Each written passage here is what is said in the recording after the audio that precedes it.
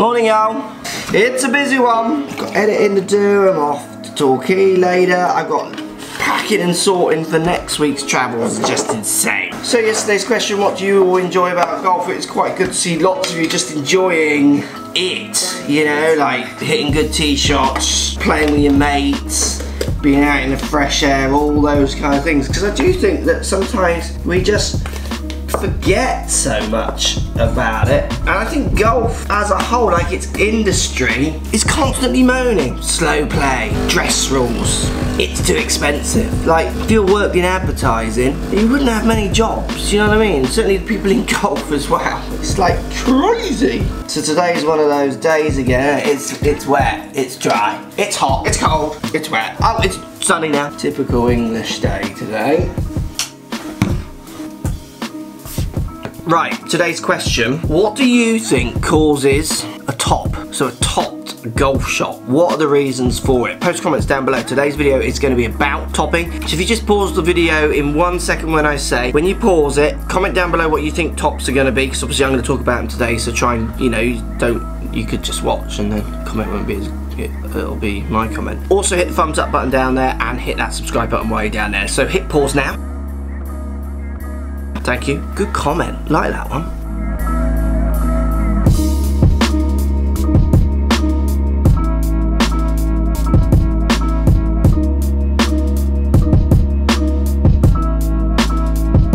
So today's swing, it's a really good action actually. She's a junior, sent to me the swing, her dad sent me the swing.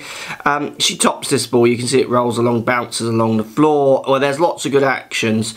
Now we do see her club face pointing way up to the sky. We're going to talk about the issues with that. And then we do sort of follow through where we kind of get this club stuck out in front of her action as she comes through, which is reacting to that face. So we're going to talk about topping the ball, some ideas of how to kind of stop topping it, and how she might be affected by tops from some of her movements, lots of them being really positive, to be honest. Right, time to get to Torquay. Hello Torquay, Windy Golf Club.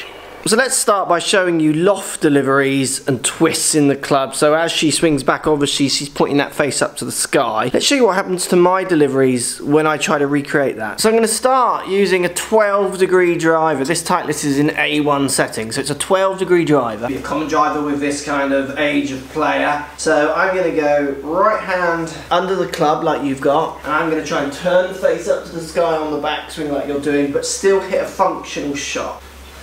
I did that okay, going a little left, that's always going to be the fight for me. With a hold like that. So I'm hitting on to just below the red centre line, and I'm hitting 3.7 up. Watch when I use a more kind of neutral performance, if you like. So right hand grip more on top. Using the loft in a different way as it swings around my body, so not letting it twist up to the sky.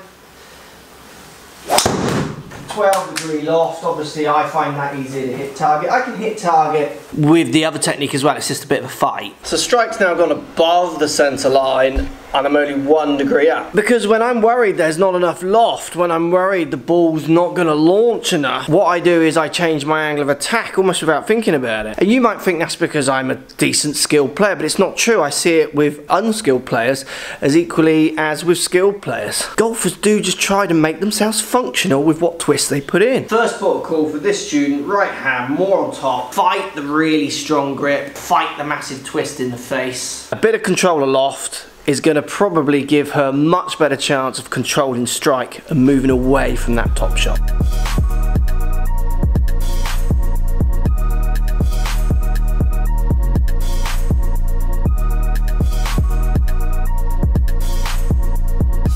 Another drill that I use to help people who are topping the ball to start trying to move low point basically, so you want low point to be happening say with an iron shot more in front of the ball, is I get them to have feelings of moving up, and this really throws them.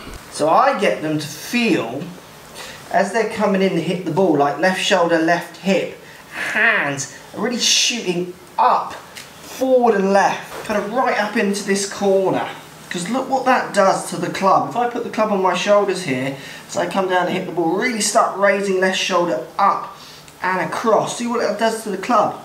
It throws it down. Now if they get up and across enough, it moves low point forwards. Because obviously the initial reaction when you're topping is to try and stay down those kind of things, but all that happens is that often makes low point. Two things too low, so it just careers into the ground, and again still early. Because you've got to remember when you're hitting a shot, your handle gets to its low point around right leg and then it starts coming up, and that's really throwing that club down at the ball. So actually to get people to bottom out at a better point, getting them to feel like their left side is really springing up through impact, often really changes their strike.